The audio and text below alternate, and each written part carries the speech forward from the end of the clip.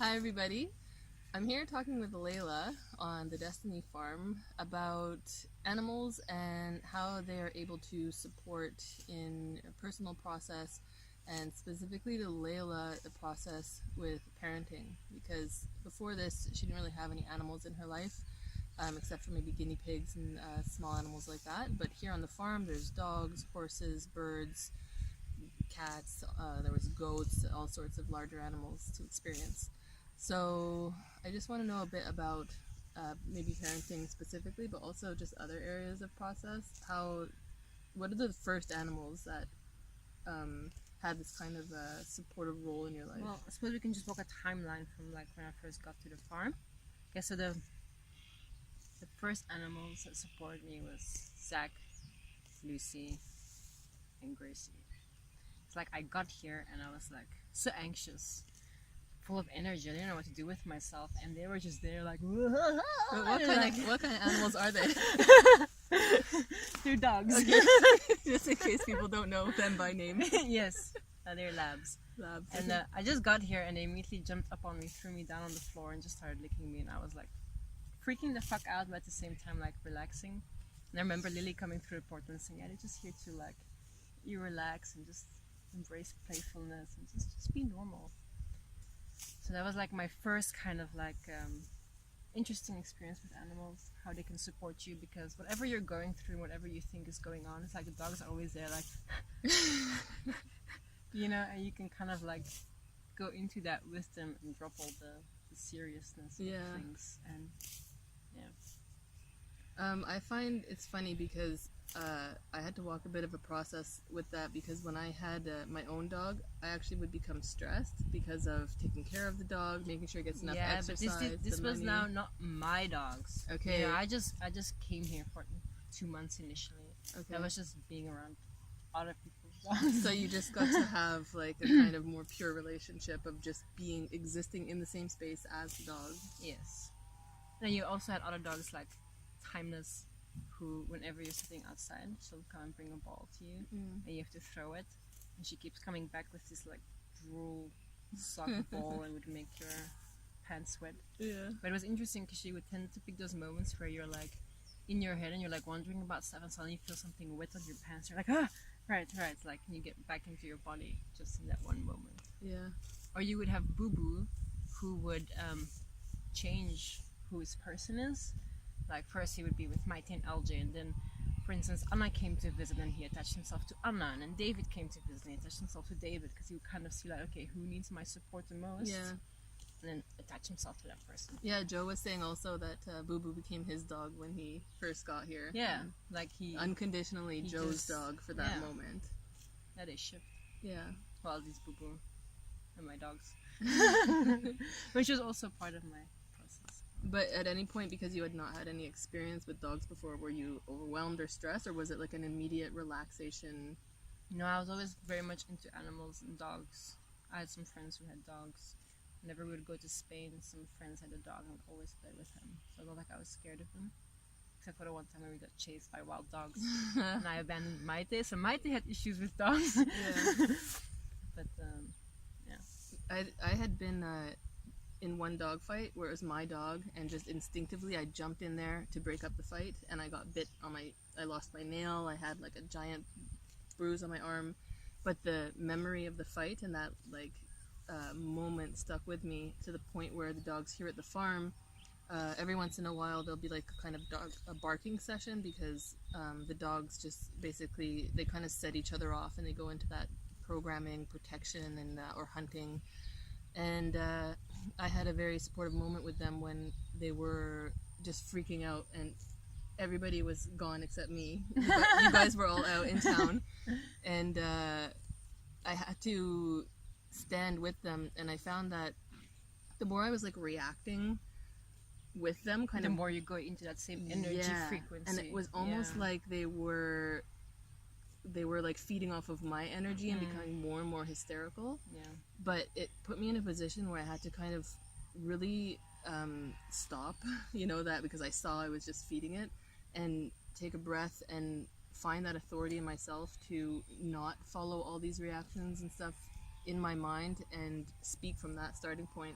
Yeah. And it took me a couple tries of like finding the sound and the authority to come through, but when it did, it was like a switch. Yeah. You know, and they listen, they turn Yeah, off. because with me it was the same points. Like I was walking with a few of the dogs, and someone was gonna come through the gate, and they're all going crazy, and I was going into it, and I could feel, oh my god, they are following me. So I went, wait a minute, if they're following me, maybe if I do the opposite, instead of going up, up, up, up, up, I ground, will they Yeah. also follow me? And I did that, and they did, Yeah. which was like awesome. Yeah, so it's cool because sometimes we follow them like when they're relaxed and all happy, Yeah. and it's like we're kind of taking their lead, Yeah. and other times we're the ones who have to stand up and do that for them as Exactly. well. So it's like a mutual support, an equal Yeah. support. So after the dogs, or shall we save that for another video? No, What no. other animals? No. Well, so this was just the first 2 months that I came, and eventually I came back a few months later to come and stay here. Then I got Blackie and Nibble as a dog, and there the most prominent point that came up for me was like, what if they don't want to be with me? What if they're gonna go to be with other people, or if they would run away after something and chase something? And I'm calling them, oh my god, they're not listening. How must people think of me? Oh my god, that was like the main concern. And eventually they did leave. Like they went and joined the main house pack of dogs, and it was kind of like a process of going to establish, okay, to what point am I raising them, and at what point do I let them make their own decisions? Yeah. And now it's up to you, type of thing. And I remember it was first Blackie who left, and then it was Nibble after I went on a holiday for a while. Like he also left. I came back and he was like, That's kind of a unique concept, because here in the situation that we're living, where the property is divided and different dogs live in different places, where the dog actually has the opportunity to make his own decision. yeah, like he like they didn't have to stay with me if they didn't want to. Yeah. And that was like hard for me to like. It's like, well, I want them to like me, but I'm also not gonna force them to stay with me, you know. So then I let them go, and then they like me for that, Yeah. you know. So otherwise they'll stay with you, but they're miserable. Yeah. But how do you know when a dog has made that kind of decision? Well, like they just do. Like you can tell, like they're always scratching the door and like, oh my god, I'll play with my friends. You know. Yeah, they have their own way to And like they communicate. don't come back at night to come sleep with you, and you kind of go, oh, okay. And you have to check though, like, is it a problem? Because at some point there was some conflict between the dogs, and there was a lot of dogs. So Brian asked, like, please, like, keep them with you just to take the pressure off a bit. Yeah. But what was really cool was in walking that with Blackie and Nibble and being okay, letting them go and understanding that they're their own being, they're their own person as a dog. When I was pregnant with Caesar and I was talking to Sunit, or one of the beings that was coming through the port, is like, they said like that decision that Caesar is going to be his own person, his own child, is already very strongly there, which is very cool.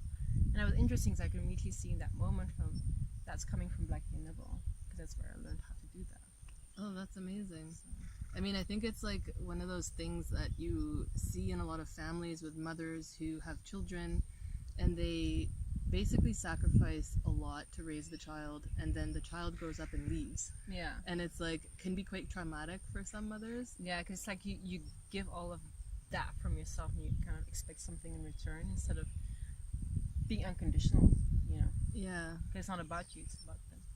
Yeah.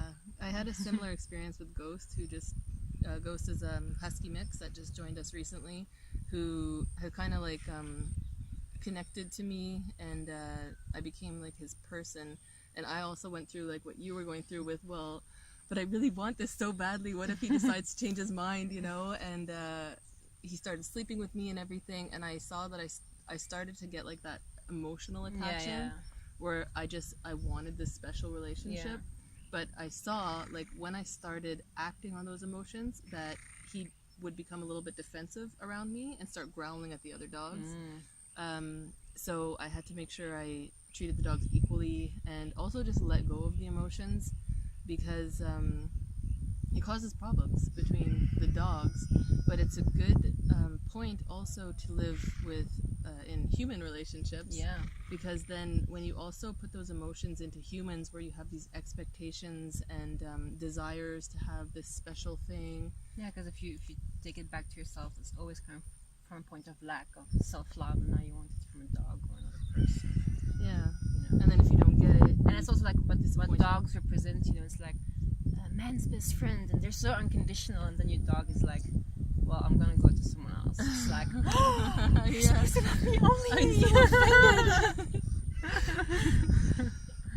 But it's about what's in the best interests of the dog and the best interests of the child, the best interest of whoever is in your world.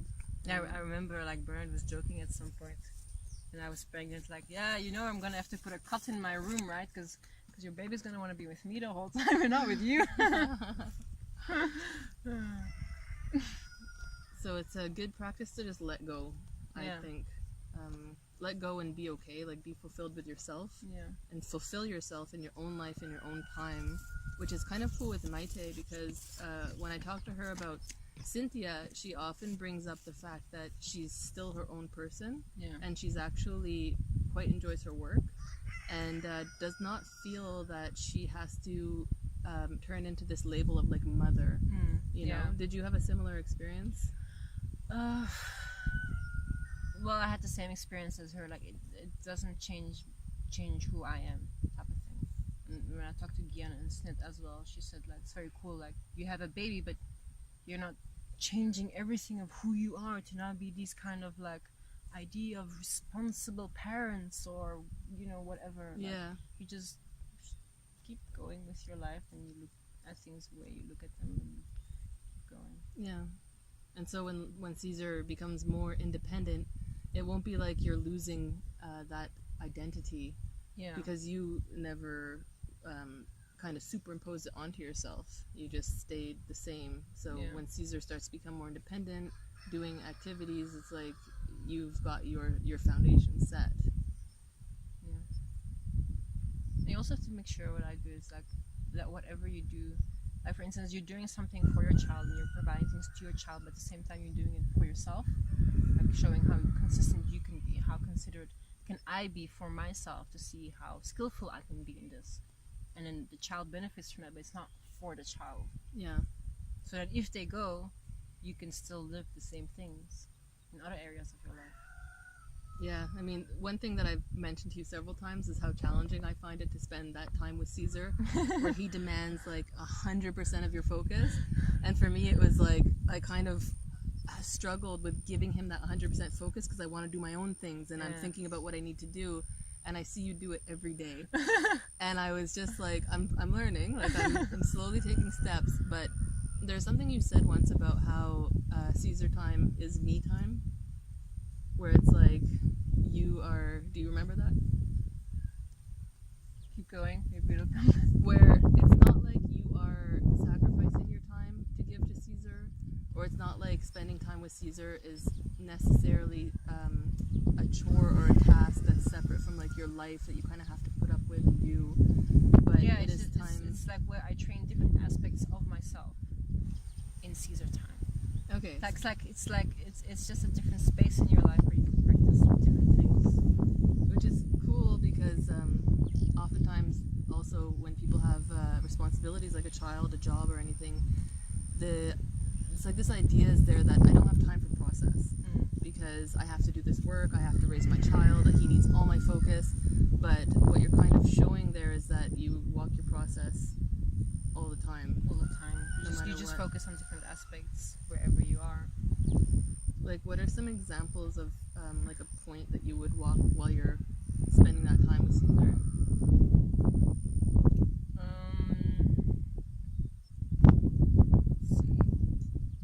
Let's see. Caesar, a lot of it is like repetition, like, and also creativity. Like I have to force myself to be creative and not be afraid of making pee and poo jokes because he really loves them.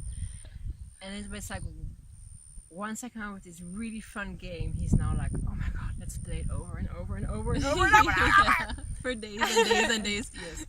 And then what I practice is like, okay, how can I make every time you play this game as if it's the first time and keep that enthusiasm in it and not like tone it